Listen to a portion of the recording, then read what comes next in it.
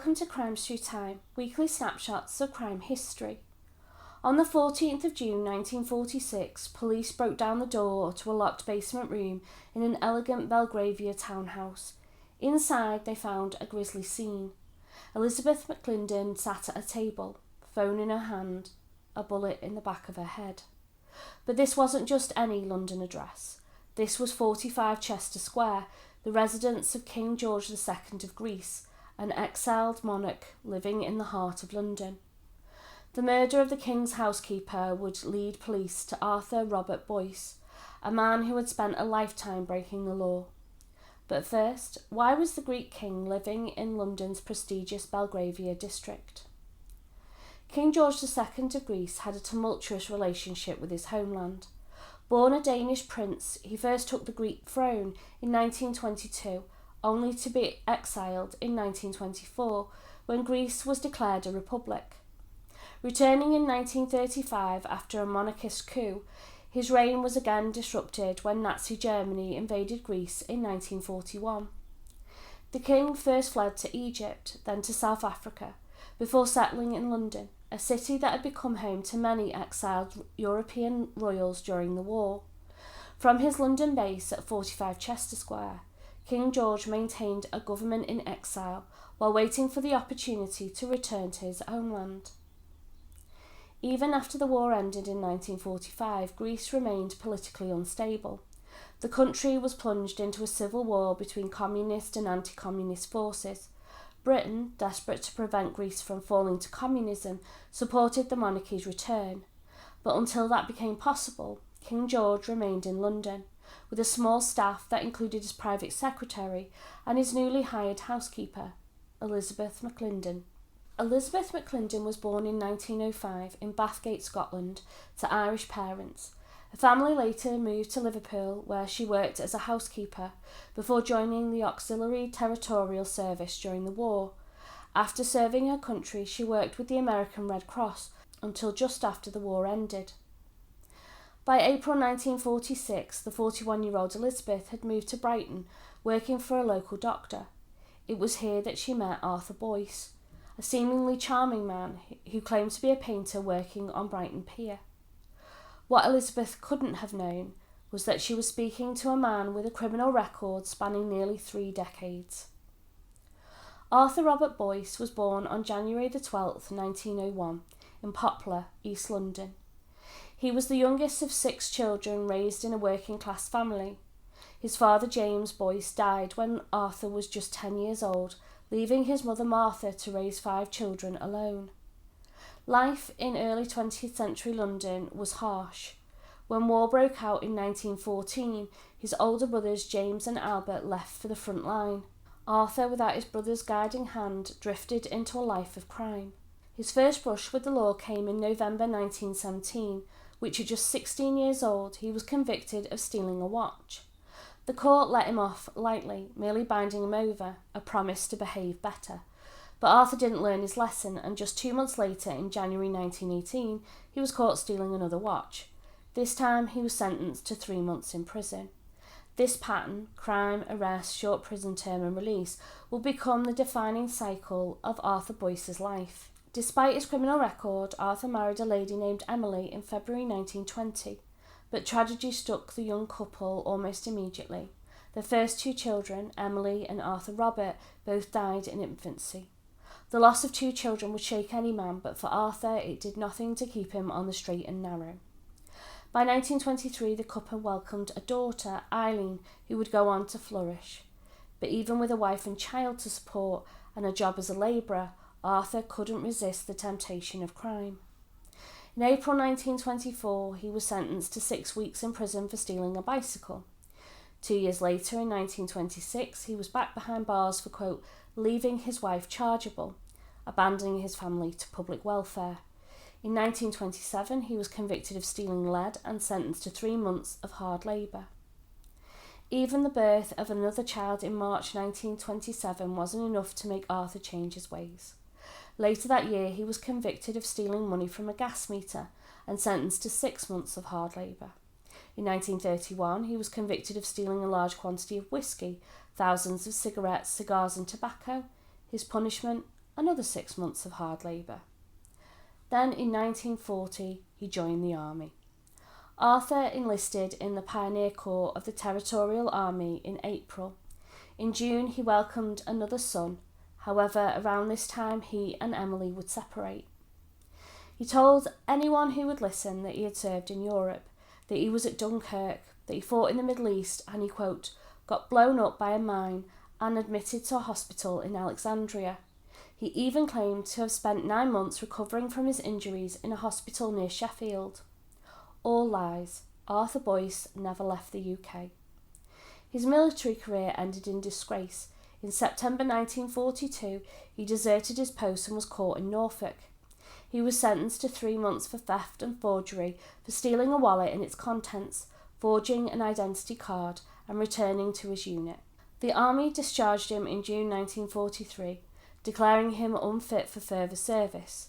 This was about the time Arthur's version of events he was blown up in Alexandria. So what did Arthur do next?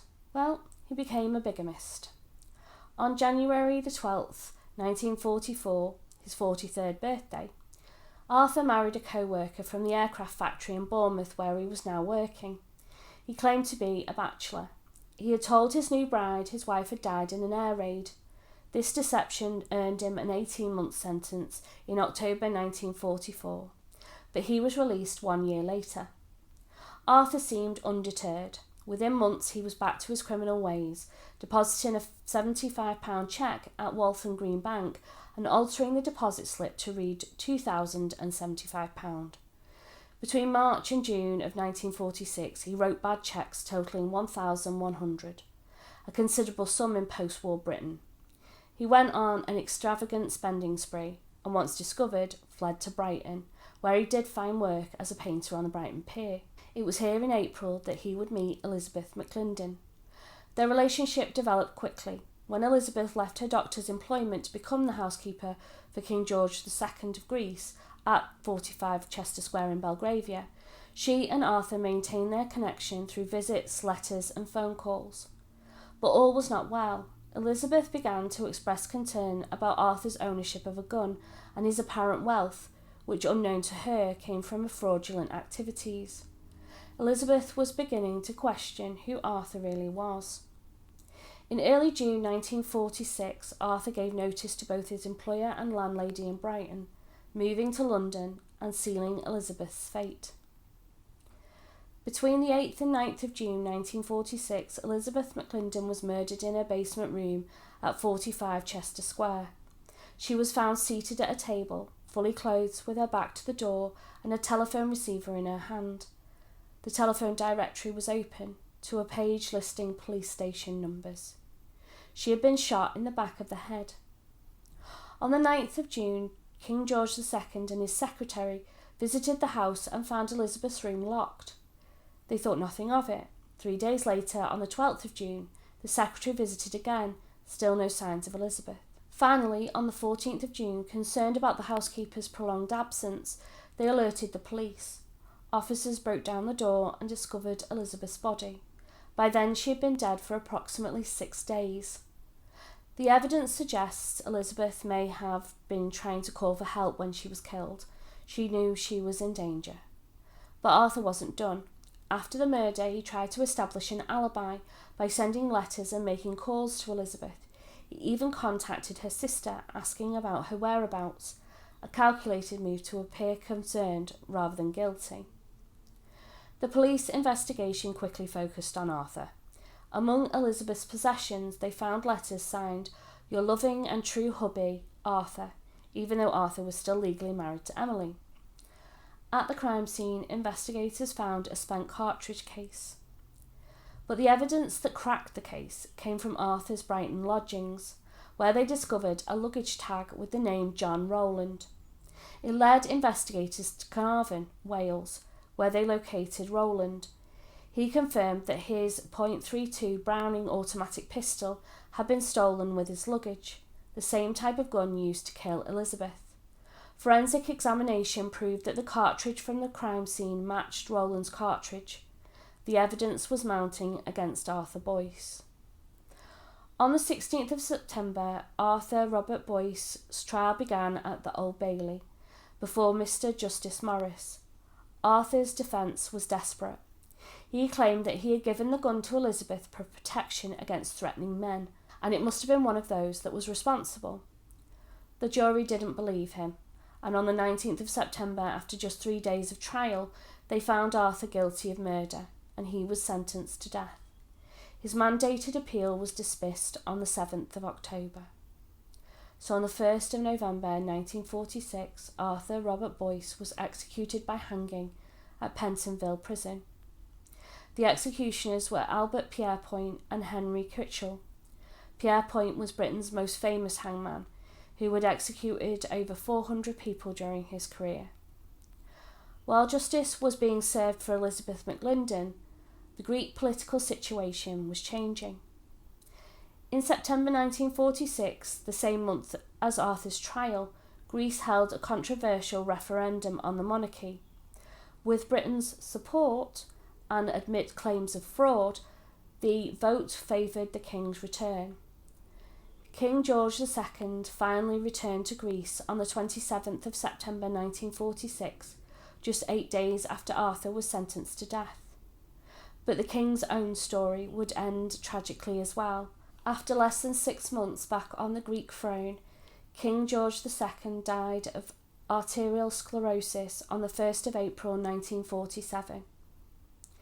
The murder of Elizabeth McLindon remains one of the most unusual cases, a tale where the paths of a career criminal, an ordinary working woman, and an exiled king intersected with fatal consequences. Arthur Boyce's life of crime finally caught up with him, and in a basement room of a royal residence, Elizabeth McLindon became the final victim of a man who had spent his life deceiving others. Thank you for watching. Please like and subscribe and let me know what you think of this case in the comments below, and I look forward to welcoming you in the next one.